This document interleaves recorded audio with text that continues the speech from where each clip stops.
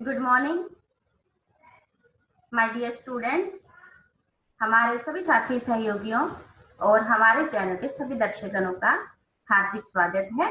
आज हम class 11th के लेसन नंबर 4 इस्लाम का उदय और विस्तार इसके बारे में जानेंगे भाग 4 के अंतर्गत, और ये हमारा जो है लास्ट पार्ट भी है।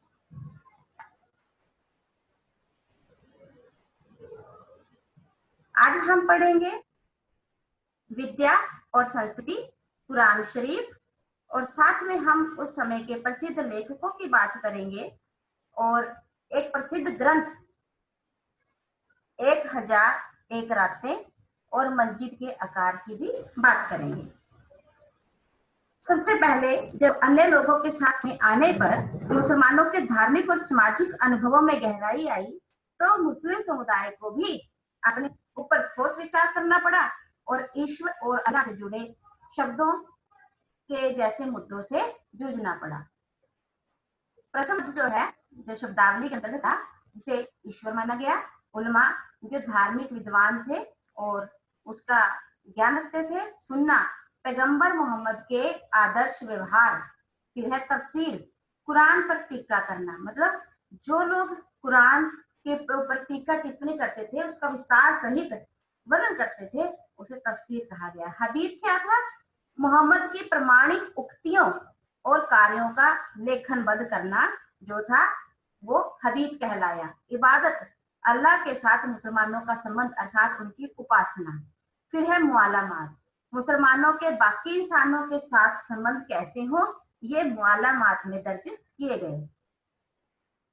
फिर हम शरिया की बात करेंगे। शरिया का अर्थ होता है सीधा रास्ता, या हम यूं भी कह सकते हैं इस्लामिक कानून, अर्थात जो भी मुसलमान इस्लामी कानून का पालन करते थे, अर्थात वे शरिया का पालन करते थे। क्यास, क्यास का अर्थ है तर्क, जो तर्क के आधार पर, तर्क की कसौटी पर चीजें कसी जाती थी। फिर मजहब, मजहब जो शब्द है असल में ये भी कानूनी है, कानून की शाखाएं बना दी गई, हनफी, शफी और हनीबली, ये चार जो है क्या बना दी गई, उस समय प्रमुख जो है शाखाएं बना दी गई, और इनके में से प्रत्येक का नाम जो था एक विधिवेता अर्थात फकीह के नाम पर रखा गया। विधिवेता जो इस्लामी कानून का ज्ञान रखता है, महान है उसके अंदर, उसके नाम पर इन शाखाओं के नाम रखे गए थे। और इनमें से जो सबसे आखिरी अर्थात हनीबली, जो सबसे आखिरी शाखा थी, वो सर्वाधिक रूढ़िवादी थी, उसके कानून नियम ज्यादा ही सख्त थे। शरिया ने सुन्नी समाज के भीतर सभी संभव कानूनी मुद्दों के बारे में मार्गदर्शन प्रदान किया था। हालांकि यह वाणिज्यिक और दांडिक संवैधानिक मुद्दों की अपेक्षा व्यक्तिगत स्थिति के प्रश्नों के बारे में सुस्पष्ट से विचार करता था। उर्फ, रीति रिवाजों के पर आधारित कानून जो था वो उर्फ कहलाया, और फना का अर्थ है खुदा में लीन होना। फिर हम जानेंगे इस्लाम धर्म की सबसे पवित्र पुस्तक कुरान शरीफ के बारे में। हम अपनी बात करते हैं कि हम हिंदुओं में जो पवित्र पुस्तक है, हमारी धार्मिक पुस्तक है, वो श्रीमद् भगवत गीता है। ठीक उसी प्रकार से इस्लाम धर्म में जो सबसे पवित्र पुस्तक मानी जाती है, जिसके आधार पर ही शरिया की रचना हुई, वो है कुरान शरीफ। अरबी भाषा में रचित है और इसमें 114 अध्याय हैं। पहला सूरा, सूरा मतलब अध्याय, एक प्रार्थना से शुरू होता है, और यही थोड़ा सा जो सूरा है, यही जो अध्याय है जो अपवाद से घिरा हुआ है, इसी में थोड़ा बहुत अपवाद है। मुस्लिम परंपरा के अनुसार कुरान उन संदेशों का संग्रह है जो खुदा ने पैगंबर मोहम्मद को दिए थे, वो भी 610 ईस्वी से 632 के बीच मक्का और मदीना में। इसके संकलन का कार्य जो है 650 ईस्वी में पूरा कर लिया गया, और आज सबसे प्राचीन कुरान जो हमारे पास है वो 9वीं शताब्दी की रचित है। कौन सी भाषा में लिखी गई है? अरबी भाषा में रचित है।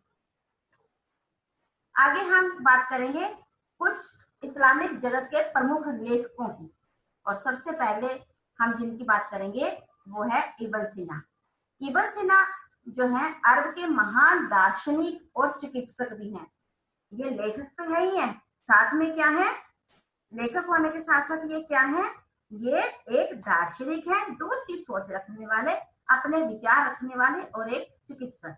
इनका जन्म 980 ईस्वी में बुखारा में हुआ। इन्हें एविसेना के नाम से भी जाना जाता है। अल कानून फिल तिब नामक पुस्तक की इन्होंने रचना की, जो बेहद पूरे बहुत लोकप्रिय हुई। इसमें इन्होंने चिकित्सा के सिद्धांतों का वर्णन किया है और 760 औषधियों का वर्णन किया है। इसके अलावा इन्होंने जलवायु और पर्यावरण के स्वास्थ्य पर पड़ने वाले प्रभावों का भी वर्णन किया है। इस पुस्तक का प्रयोग यूरोप के अनेक वर्षों तक, यूरोप के अंदर जो है इसका वर्णन किया गया है, वहां पर पढ़ी गई है। और 1037 में जो है इब्न सीना साहब की मृत्यु हो जाती है। दूसरा जो हमारा प्रमुख लेखक है इस्लामी जगत का, वो है अबू निवास। हारून अल राशिद अब्बासी क्रांति, अब्बासी साम्राज्य के अंदर जो सबसे प्रसिद्ध शासक थे वो हारून अल राशिद थे। हमने उनकी बात पार्ट 2 और पार्ट 3 में भी की है। उनके प्रसिद्ध जो दरबारी कवि थे वे कौन थे? अबू निवास साहब। इन्होंने अपने लेखन के अंदर कुछ नई चीजें जैसे शराब और प्रेम जैसे विषयों को चुना, और ईरानी कवियों की छाप भी इनकी कविताओं में नजर आती थी, जबकि इन्हें आधुनिक अरबी कविता का महान कवि माना जाता है। यहाँ एक बात क्लियर हो जाती है कि वो किस भाषा में लिखते थे? अरबी भाषा में। फिर हम बात करेंगे रुदकी की। समानी दरबार के महान कवि थे, ये उनका स्टैचू है जो वहां पर बनवाया गया। नई फारसी कविता का जनक माना जाता है। प्रथम कवि थे जिन्होंने गजल और रुबाइयां लिखी। सबसे पहले इन्होंने ही गजल और रुबाइयां लिखी थी। रुबाई क्या होती है? एक 4 पंक्ति वाले छंद को रुबाई कहा जाता है, और इसका प्रयोग अमूमन प्रियतम की सुंदरता और संरक्षक की प्रशंसा में किया जाता है। आप समझ सकते हैं, अर्थात जब कोई लेखक अपने शासक, अपने सम्राट की प्रशंसा में इसका प्रयोग करता होगा। फिर है उमर खयाम साहब।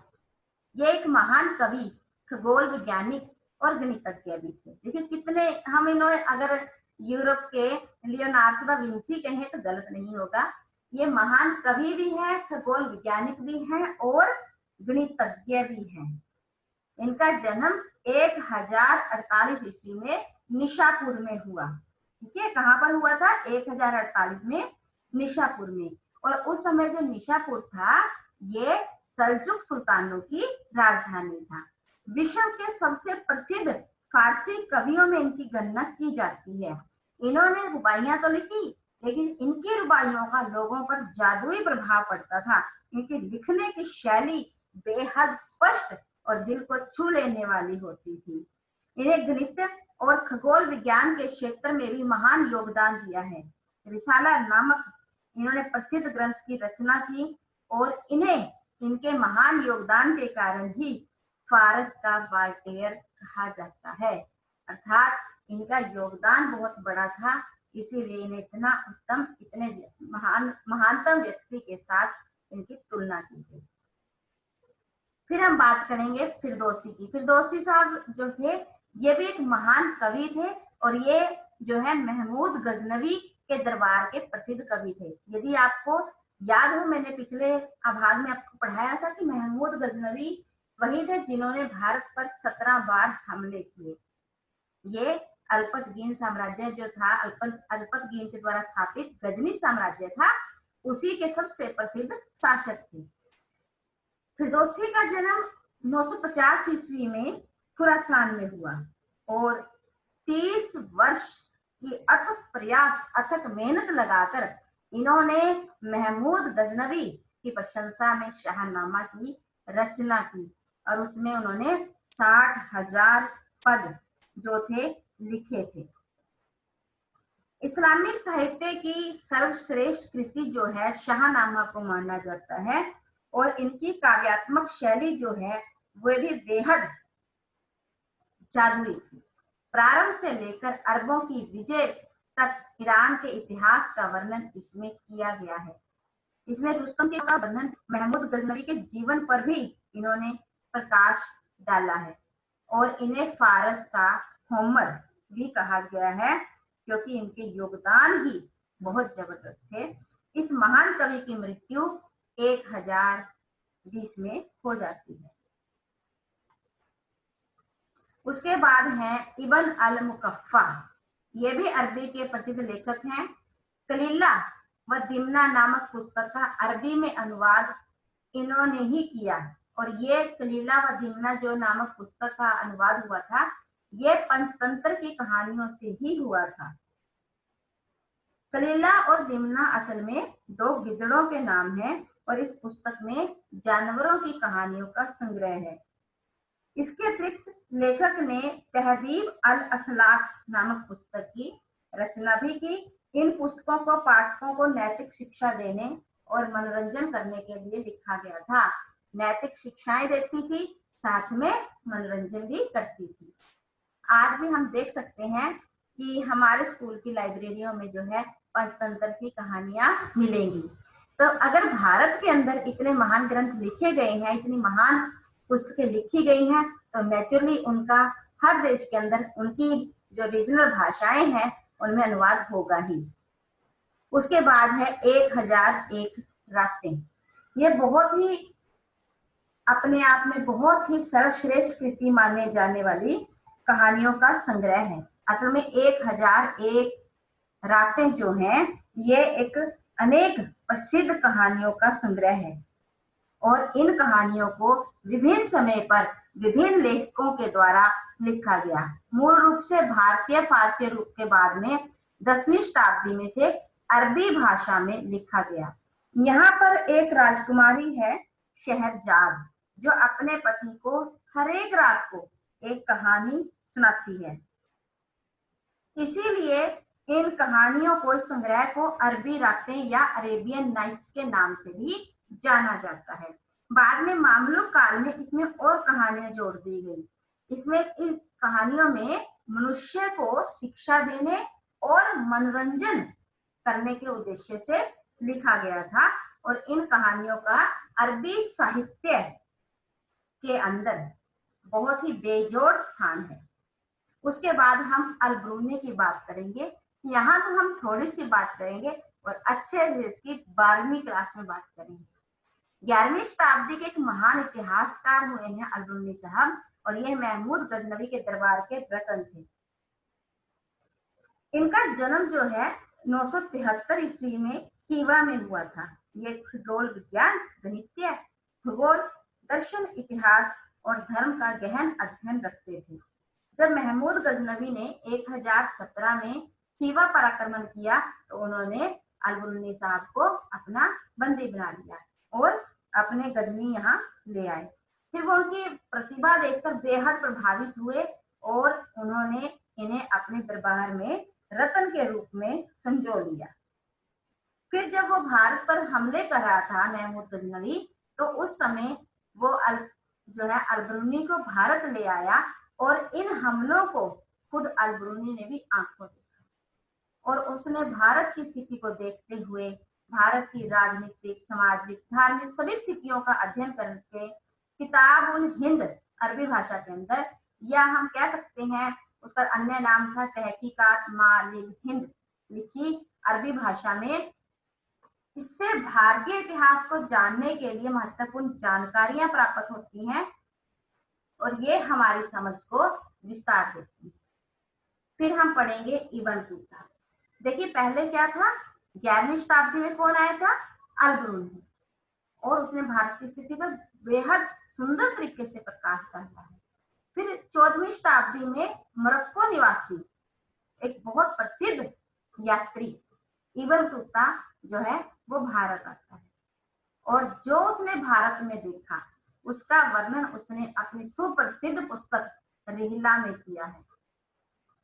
1333 में सिंध और 1334 में दिल्ली पहुंचकर इब्न बतूता अपना दिल यहीं रख देता है। जब वो भारत में आता है तो वहां पर उस समय मोहम्मद तुगलक का शासन था, तो वहीं पर उसे काजी के पद पर रख लिया जाता है, और इब्न बतूता ने खासकर दो शहरों दिल्ली और दौलताबाद पर प्रकाश डाला है। क्योंकि दिल्ली और दौलताबाद दोनों ही उसके समय में जो है मोहम्मद तुगलक सुल्तान की राजधानियां भी रही। इसके अलावा उसने दास प्रथा के बारे में, यहाँ के शहरों का वर्णन किया है और दो अनूठी वस्तुएं पान और नारियल के बारे में भी लिखा है। फिर जब ये अपने देश में चला जाता है तो वहां जाकर इब्न जुजाई नामक व्यक्ति से ये इस ग्रंथ को लिखवाता है। इस प्रकार से ये ग्रंथ भी 14वीं शताब्दी के इतिहास का बेहद सुंदर तरीके से वर्णन करता है। फिर हम पढ़ेंगे ताबरी और बालाधुरी, क्योंकि ये दोनों बहुत महान जो है इतिहासकार हुए हैं। बालाधुरी प्रसिद्ध इतिहासकार हुआ है। अनसब अल अशरफ और फुतु अल बुलदीन की रचना जो है इन्होंने की थी। गणमान्य सामंतों की वंशावलियों की रचना भी जो है वो बालाधुरी ने ही की थी। ताबरी एक अरब का महान इतिहासकार है। ये जो हम चित्र देख रहे हैं ये ताबरी का ही है। अरब के महान इतिहासकारों में इनकी गणना की जाती है। तारिक अल रसूल वल मुल्क, ठीक है, क्या है? तारिक अल रसूल वल मुल्क, ये इनकी अमर रचना है। इसमें इन्होंने संसार की रचना से लेकर, जब से संसार बना तब से लेकर 915 ईस्वी तक के समूचे मानव इतिहास का वर्णन किया है। इस पुस्तक से हमें जो है ताबरी ने ईरान, इराक, सीरिया और मिस्र की यात्रा का भी वर्णन किया है और सभी घटनाओं को कालक्रम में लिखा है। अरबी इतिहास का सबसे प्रमाणिक जो ग्रंथ है वो ये इनके ताबरी साहब के द्वारा लिखा गया तारिक अल रसूल वल मुल्क ही माना जाता है। ये आने वाले इतिहासकारों के लिए भी एक प्रेरणा स्रोत बनकर रहा। इसका अंग्रेजी में जो है 38 खंडों में अनुवाद किया गया है।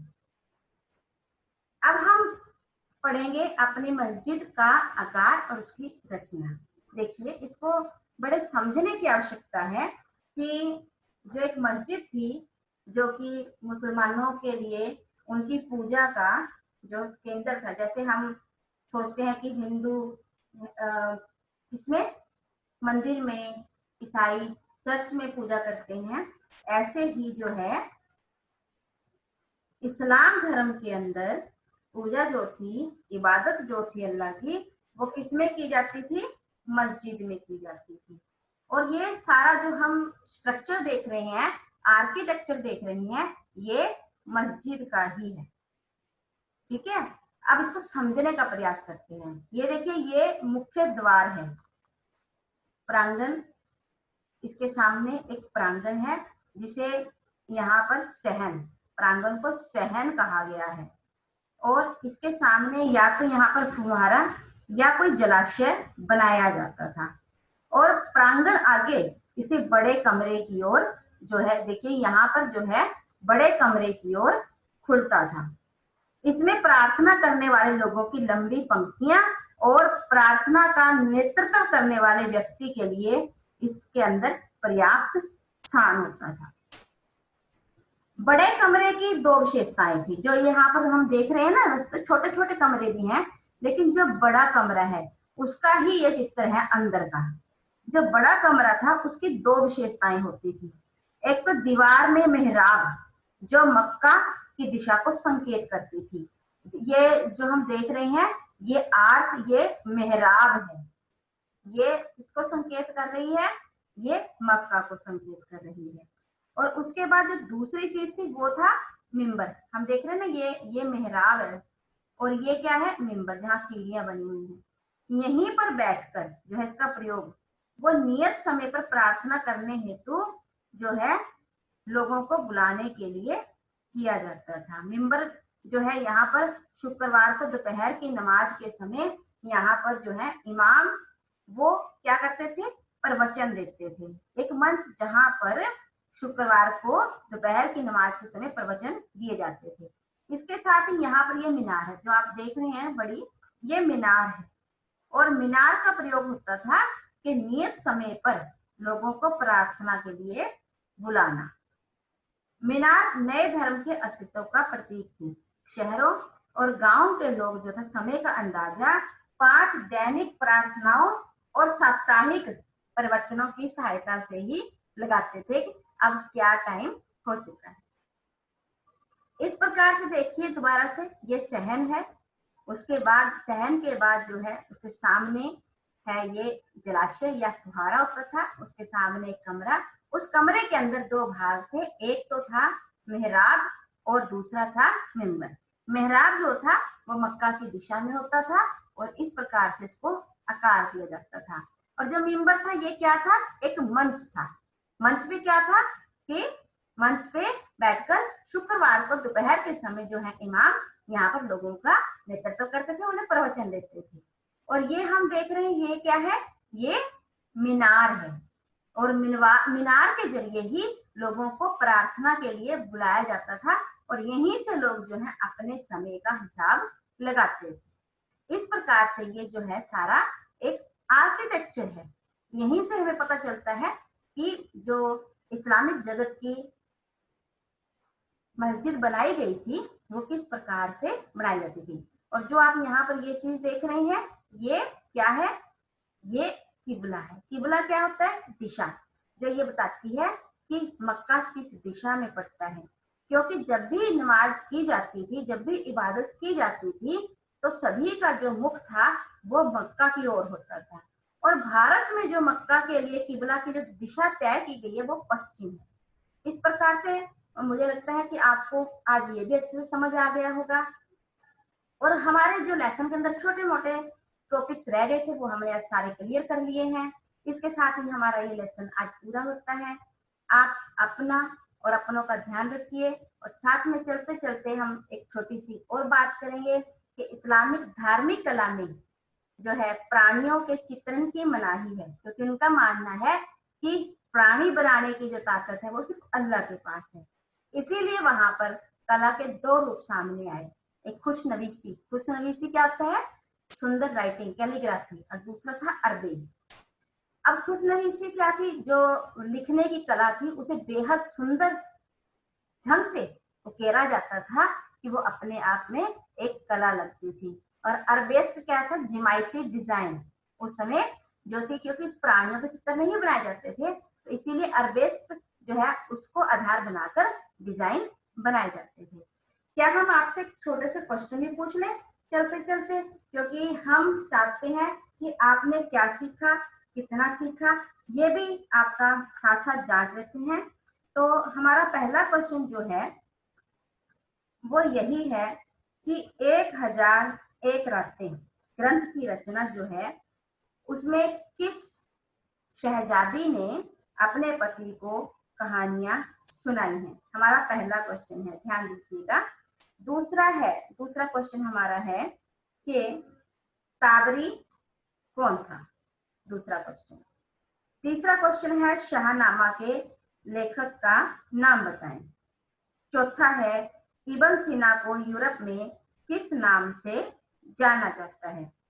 पांचवा क्वेश्चन है अल-ब्रूनी ने किस ग्रंथ की रचना की। छठा क्वेश्चन हमारा है राबिया कहाँ की रहने वाली थी, मतलब राबिया एक सूफी संत थी, पहली महिला सूफी संत थी, वो कहाँ रहती। उसके बाद जो हमारा लास्ट क्वेश्चन है, हमारा लास्ट क्वेश्चन हम पूछेंगे कि इस्लामी जगत के अंदर जो मस्जिद का आर्किटेक्चर हमने आज पढ़ा है उसमें जो बड़ा कमरा है उसके अंदर दो खास विशेषताएं क्या थी। इन सभी प्रश्नों को आप अपने मन में दोहराएं और देखें कि आपको कितने प्रश्नों के उत्तर आते हैं। इसके साथ ही आज हम अपने लेसन को यहीं पर समाप्त करते हैं। अपना और अपनों का ध्यान रखिए। Take care, good bye and thank you so much.